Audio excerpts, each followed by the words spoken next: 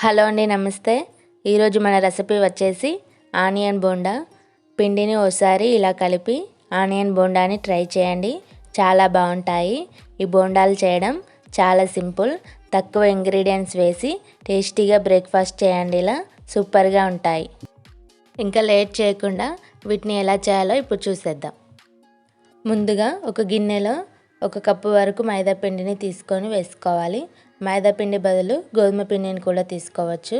ఇలా పిండిని వేసుకున్నాక ఏ కప్పుతోనైతే పిండిని తీసుకున్నామో అదే కప్పుతో 1/2 కప్పు వరకు పెరుగుని తీసుకోవాలి. నేను తీసుకున్నది తియ్యటి పెరుగే. ఇలా పెరుగు వేసుకున్నాక 1/2 టీ స్పూన్ వంట సోడా వేసుకొని ఇలా మొత్తం కలిసేటట్టుగా చేత్తోని కలుపుకోవాలి. మొత్తం ఇలా కలిపేసుకున్నాక ఇప్పుడు కొద్దిగా వాటర్ని వేసుకోవాలి. మనం పెరుగు వేసాం కదా, వాటర్ ఎక్కువగా పట్టవు. నాకైతే 1 టేబుల్ స్పూన్ వరకు వాటర్ పట్టాయి. చూసుకొని వేసుకోండి. బాగా జారుగా ఉండకుండా కొంచెం గట్టిగా ఉండేటట్టు కలుపుకోవాలి. ఇలా వాటర్ వేసుకున్నాక ఎక్కడ ఉండలు లేకుండా పిండిని బాగా బీట్ చేసుకోవాలి. ఇలా బాగా బీట్ చేసుకున్నాక దీనిని 1 గంట పాటు నానబెట్టుకోవాలి. పుల్లటి పెరుగు తీసుకుంటే అరగంట పాటు నానబెట్టుకుంటే సరిపోతుంది. నేను తియ్యటి పెరుగుని తీసుకున్నాను కాబట్టి గంట పాటు నానబెట్టుకుంటున్నాను. 1 గంట పాటు నానబెట్టుకున్నాక 2 మిడిల్ సైజ్ ఆనియన్స్ని తీసుకొని ఇలా సన్నగా పొడుగ్గా కట్ చేసి పెట్టుకొని ఇలా పొరలుగా విడగొట్టుకొని ఇందులో వేసుకోవాలి.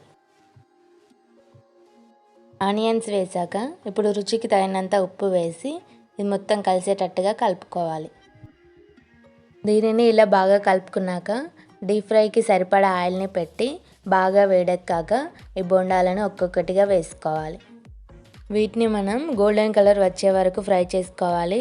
అప్పుడే మనకు ఆనియన్స్ క్రిస్పీగా వేగిపోయి కరకరలాడుతూ బాగుంటాయి. ఇలా ఒకవైపు ఫ్రై అయ్యాక రెండో వైపు తిప్పుతూ ఫ్రై చేసుకోవాలి. ఇలా గోల్డెన్ బ్రౌన్ కలర్ వచ్చాక తీసుకొని పక్కన పెట్టుకుందాం.